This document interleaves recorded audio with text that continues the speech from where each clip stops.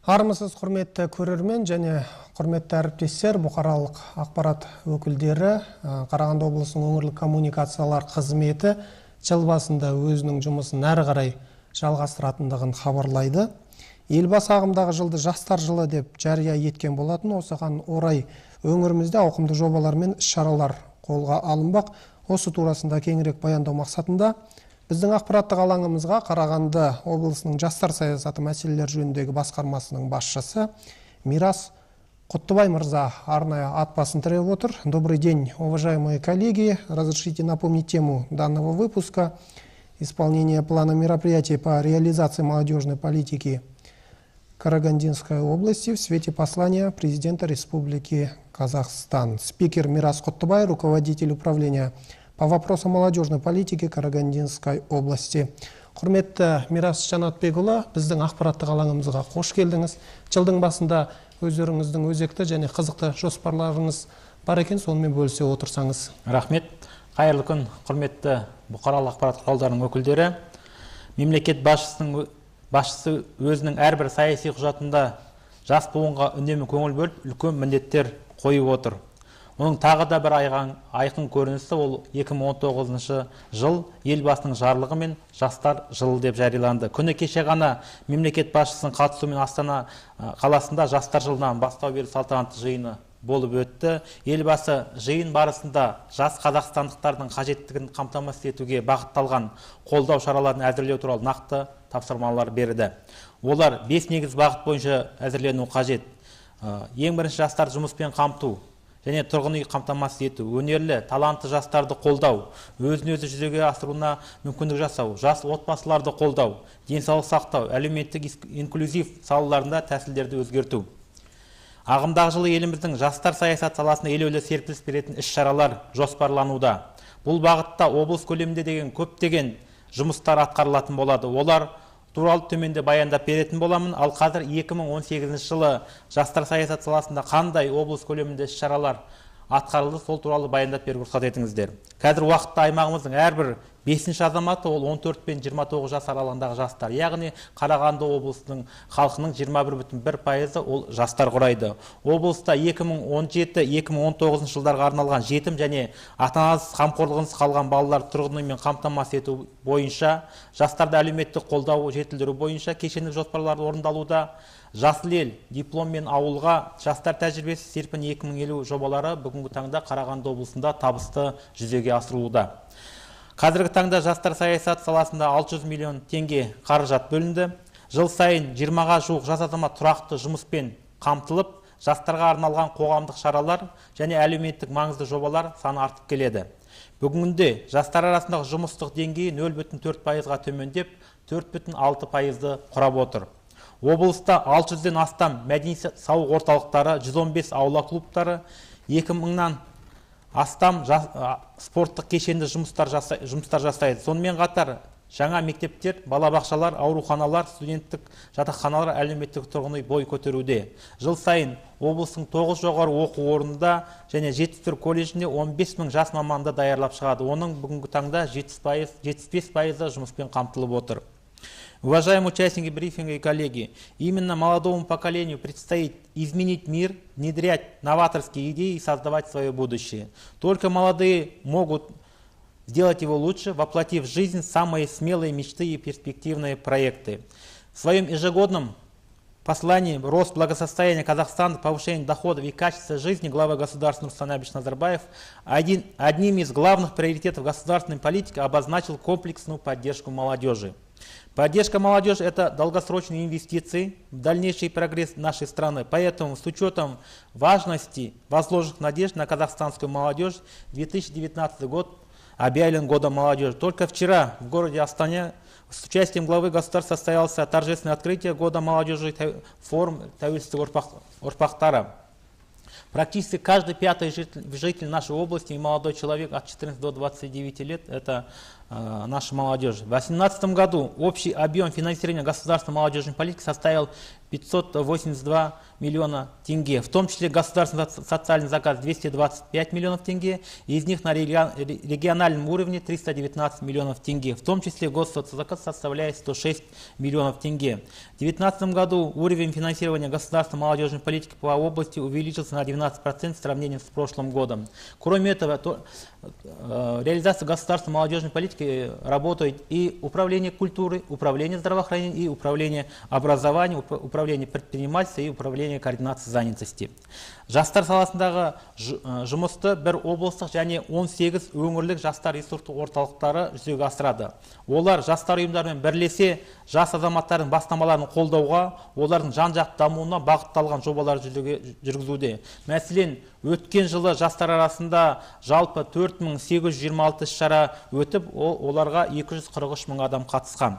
В молодежной среде имеется ряд актуальных вопросов, которые нам предстоит решать. Одним из приоритетных вопросов для молодежи является вопрос трудоустройства и занятости. В этих целях реализуются комплексные меры. В 2018 году 23 727 молодых людей включены в состав участников программы развития продуктивной занятости и массового предпринимательства на 17-21 годы. Из них трудоустроено 20 903 человека, в том числе 1232 человека по проекту «Молодежная практика». В целях снижения доли НИИТ, это молодежь, которая вам известна, которая нигде не учится, не работает, в 2018 году организован выезды в точки скопления самозанятой молодежи, а также выезды в регионы области молодежного информационно-культурного каравана «Жастар-Жастарға». В ходе данных мероприятий даются разъяснения государственных программ с привлечением компетентных специалистов, заинтересованных госорганов, представителей Жилстройсбербанка. Хотелось бы отметить, что с начала 2019 года открыты 6 пунктов трудоустройства молодежи. Это в городах Караганда, Темиртау, Жезказган, Балхаш. А также в ближайшее время аналогичный пункт трудоустройства откроется в городе Сатпаев. В 2018 году для молодежи в области открылся коворкинг-центр «Гудзон», расположен по адресу город Караганда, Строителей 4. Он оборудован необходимой техникой для работы. Над проектом имеется бесплатный интернет. Здесь молодежь может общаться, обмениваться идеями и знаниями. Данный проект позволяет на безвозмездной основе представлять рабочие места для реализации инициатив в разных направлениях. Раз в неделю проходят мастер-классы, консультации и тренинги, проводятся встречи с молодежью. Состоялась встреча акима Карагандинской области Ирлана Жахановича Кошана с творческой молодежью, поэтами и акинами. Ежемесячно сюда приходит более 600 молодых человек. Посредством реализации социально значимого проекта с дипломом в село решаются проблемы трудоустройства молодежи. В 2018 году в село прибыло 338 молодых специалистов. Если в 2017 году это число составляло 151 человек. По приоритетным специальностям, как образование, здравоохранение, культура и ветеринария и агрономия. В целях обеспечения временной занятости учащихся и студенческой молодежи в период летних каникул организована работа студенческих, строительных и молодежных трудовых отрядов «Жаслель». В трудовом сезоне 2018 года отработало 1505 человек. Для поддержки молодежных предпринимательств на селе проводятся конкурсы на получение грантов акима Карагандинской области. С 2005 по 2018 годы представлено 178 грантов на общую сумму 43,5 миллиона тенге. В 2018 году выделено 10 миллионов тенге, а гранты увеличены до 1 миллиона тенге на каждый проект. К примеру, поселка Карагайлы Каркаралинского района молодым предпринимателем Конспаевым Жандосом с 2014 года успешно реализуется проект выращивания огурцов и помидоров в теплице. Это позволило ему создать 4 рабочих мест. Кроме того, им получено грантовое финансирование по программе «Дорожная карта Бизнес-2020» на проект выращивания клубники в теплице. И это не единичный пример. Подобные проекты работают и в регионах области. Это способствует поддержке и развитию молодежных предпринимательств на селе. В 2018 году программа развития ООН в области реализуется проект по поддержке уязвимой молодежи или так называемой категории НИИТ. Он рассчитан на 30 месяцев. В рамках проекта уже проведены социологические исследования среди молодежи, в результате которых выбраны города Жезказган, Балхаш, Сатпаев для дальнейшей работы. Также 25 человек приняли участие в молодежном лагере в городе Алмата, где проводились обучение основам предпринимательской деятельности, ораторскому искусству, встречи с успешными людьми в разных сферах. В дальнейшем планируется организация организация оплачиваемой молодежной стажировки. Это 250 человек из категории доли НИТ будет обучаться. Также будет от программы ООН будет выделено грантов на открытие своего бизнеса. В результате проводимой в течение года работы по области снизился уровень молодежной безработицы на 0,4% пункта сравнения с аналогичным периодом прошлого года. Также наблюдается уменьшение доли НИТ среди молодежи в сравнении с аналогичным периодом прошлого года на 1,7%. Если в прошлом году категория доли НИТ составляла 13,4%, то в этом году составляет 11,7%. Любой ребенок, который родился на нашей земле, казахстанец, и государство должно заботиться о нем. Эти слова президента Республики Казахстан Нурсултан Абишевич Назарбаев определяют наши основные задачи в данной сфере. Не секрет, что большинство воспитанников детских домов проблемы социальной адаптации продолжает оставаться ключевой. В целях обеспечения социальных и правовых гарантий выпускников детских домов в рамках комплексного плана по обеспечению жильем детей-сирот и детей, оставшихся без попечения родителей на 17-19 годы, в 2018 году выделено 152 квартиры. Это 205% при плане 74 квартиры. 2013 жылдан бастап облыстық жастар ресурстық орталығының жанында балалар үйлерінің түлектерінің әлеуметтік бейімдеу қызметі жұмыс жасайды. Әрине жетім көрсе жебей жүр деген қазақтың дана сөзі бар. Бұл жерде әрбір түлекке құқықтық және психологиялық көмек көрсетіліп, жұмыспен, баспанамен қамту мәселесі жөнінде ақпарат беріледі. 2018 жылы бейімдеу қызметіне 69 құқықтық, 78 психологиялық және 62 ақпараттық түсіндіру жұмысына кеңес берілді. Жүзеге асырылып жатқан отбасы бақыт, отбасы және заң, отбасы және бюджет, болашаққа жол атты 4 ірі жоба аясында 23 кездесу, 212 түлек қатысқан 37 оқулар ұйымдастырылды. Отрадно, что в нашей области имеется немало молодых людей, целеустремленных, инициативных, активно реализующих молодежную политику. Наиболее отличившимся из них за плодотворную работу, научную и профессиональную общественную деятельность вручается премия Акима Карагандинской области. С 2005 года лауреатами премии стали более 120 молодых людей. Аналогичные премии вручаются акимам городов Балхаш, Переозерск, Саран, Сатпаев, Темиртау, Шахтинск, Бухаржырауского и Каркаринского районов. В области зарегистрировано 87 молодежных неправительственных организаций. Они проводят акции, массовые мероприятия. Наиболее активно это студенческие, строительные и молодежные трудовые отряды Карагандинской области, Жас Улан, молодежное крыло Жас Отан партии Нур Отан, Альянс студентов Казахстана, Молодежный союз Карагандинской области, и Темиртауский молодежный клуб и Союз рабочей молодежи Казахстана. В целях ограждения молодежи от радикальной идеологии госорганами совместно с религиозными и общественными объединениями в течение прошлого года была организована разноформатная планомерная работа. К примеру, в связи с недостаточным обеспечением квалифицированных кадров в рамках меморандума по подготовке теологов вручены именные стипендии Акима Карагандинской области в размере 500 тысяч тенге. Обладателями стипендий стали 10 молодых человек нашей области, обучающихся в Египетском университете исламской культуры Нур-Мубарак. Әрине, бүгінгі таңда мемлекеттік жастар саясатының бұқаралық ақпарат құралдарының қатысуын іске асыру мүмкін емес. Сондықтан да осы эфирді пайдалана кетіп, осы бұқаралық ақпарат құралдарының өкілдеріне шынайы алғысымызды білдіреміз. Себебі сіздердің осы атқарылып жатқан жұмыстарды халыққа, жастарға жеткізуге зор еңбек етіп келесіздер. Говоря о реализации государственной молодежной политики, необходимо отметить ту особую роль, которую играет в этом процессе именно средства массовой информации. Институт средств массовой информации является одним из самых эффективных институтов и механизмов воспитания молодежи. В области зарегистрировано 11 молодежных средств массовой информации. В целом печатные и электронные СМИ регулярно публикуются и транслируются тематические материалы по вопросам, касающимся молодежной ситуации в области и в регионах. Для изучения мнения молодежи управлением ежегодно проводится социологические исследования по различным актуальным темам. В целом полученные результаты исследований дают высокую оценку проводимой работе в молодежной среде. 2019 жыл жастар үшін ерекше мерейлі жыл. Себебі жастардың қоғамдағы орын алатын әртүрлі құбылыстарға араласу деңгейі жоғары. Осыған орай жоғарыда айтып өткендей, жас азаматтарға қолдау көрсету бағытында мемлекет басшысы Нурсултан Абишевич Назарбаев іргелі тапсырмалар, нақты міндеттер айқындап 2019 жастар жылды белгілеп берді. Биыл облыста жас азаматтардың өзекті мәселелерін шешуге бағытталған кең ауқымды, ұзақ мерзімді әлеуметтік жобалар жүзеге асырылады. Олардың басым бөлігі мекенжайлық, яғни нақты жұмыс, адрестік көмек дейміз.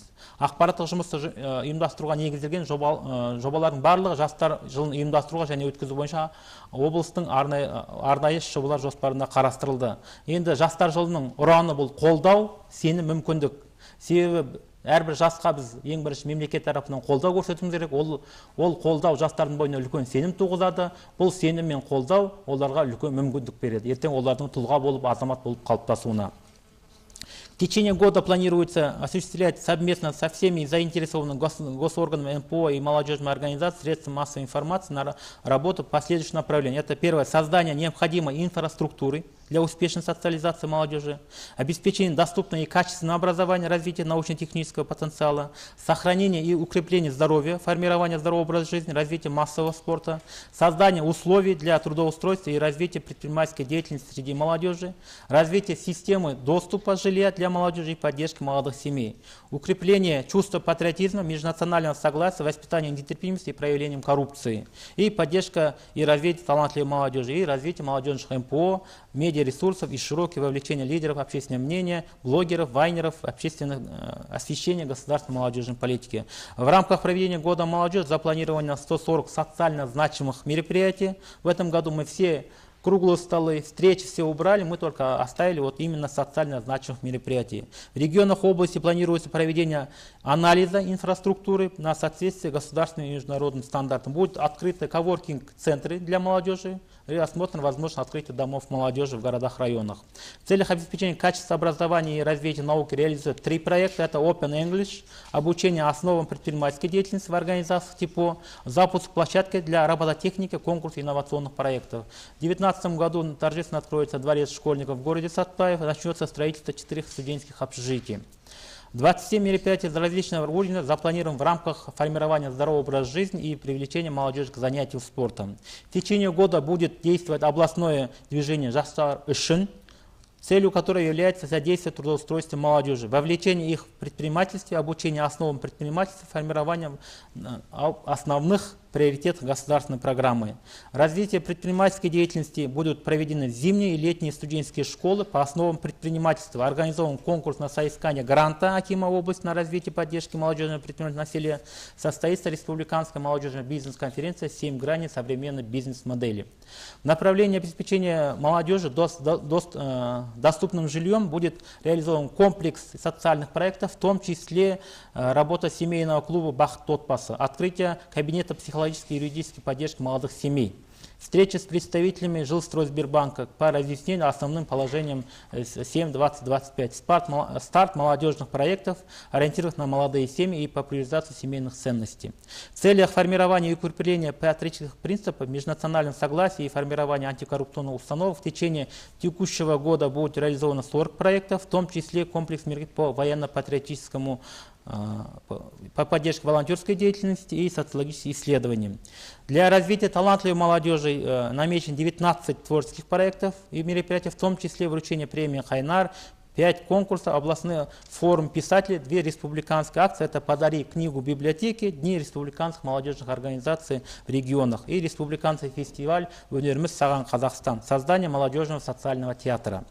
Как известно, молодежная политика реализуется при активном участии молодежных общественных объединений, средств массовой информации. Поэтому для развития молодежных МПО и медиаресурсов в течение следующего года пройдут обучающие семинар-тренинги, вебинары для специалистов, работающих с молодежью, форум гражданских инициатив, слет молодых журналистов и блогеров, информационные имиджевые мероприятия по продвижению молодых победителей проекта «100 новых лиц».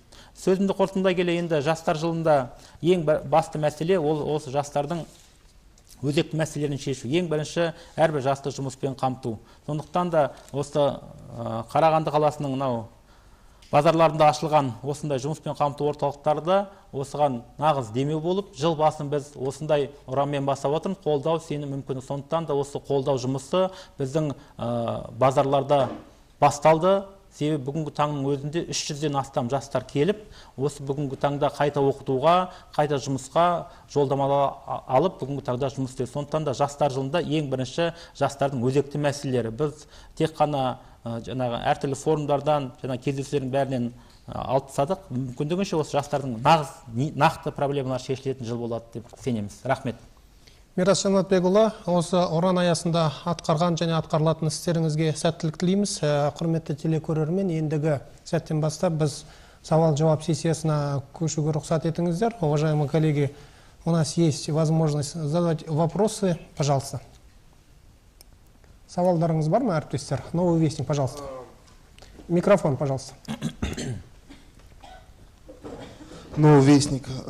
Вопрос такой. Вот вы сказали, что открылось 4 пункта трудоустройства молодежи.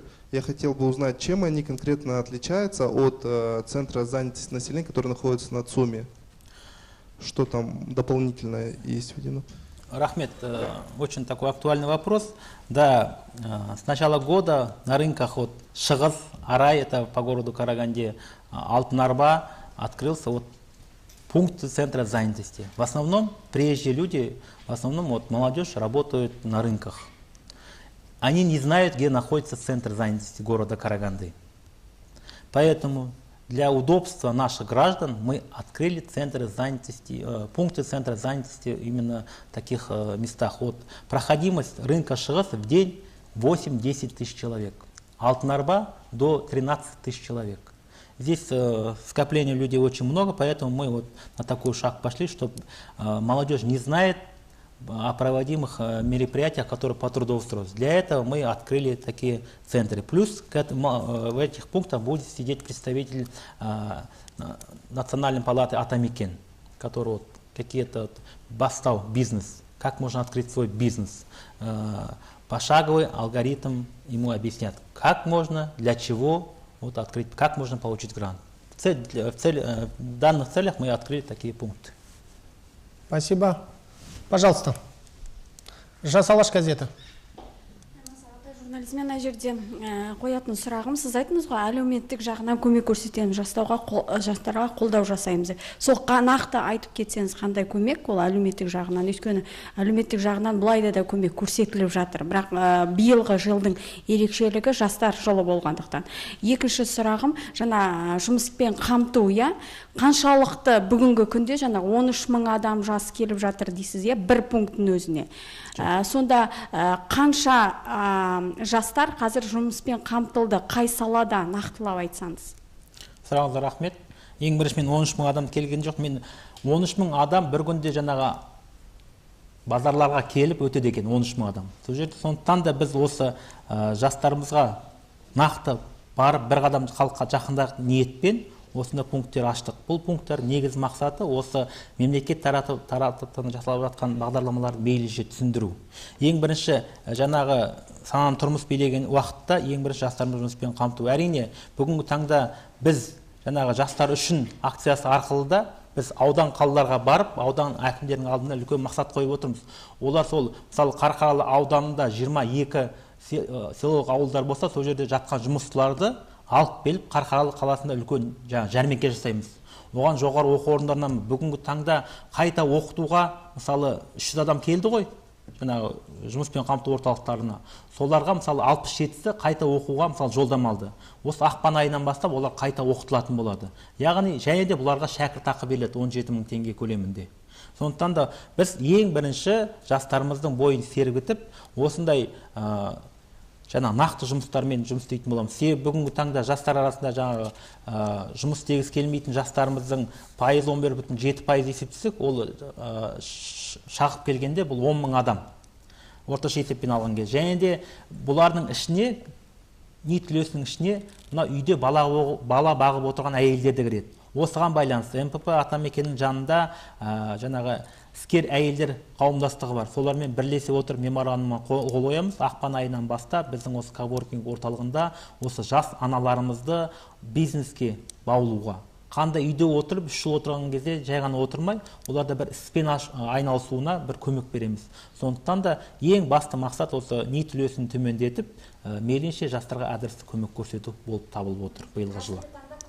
Жатсыздар. Ал нақты жұмысқа орналасқан фактылар бар ма? Бар. Бүгінгі таңда осы жаңа 300 адамның 4-еуі жұмыспен қамтылды, 29-ы жолдама алды, және де 67-сі қайта оқуға жіберілді. Қалғандарына жаңағы Атамекеннен кеңестер берілді.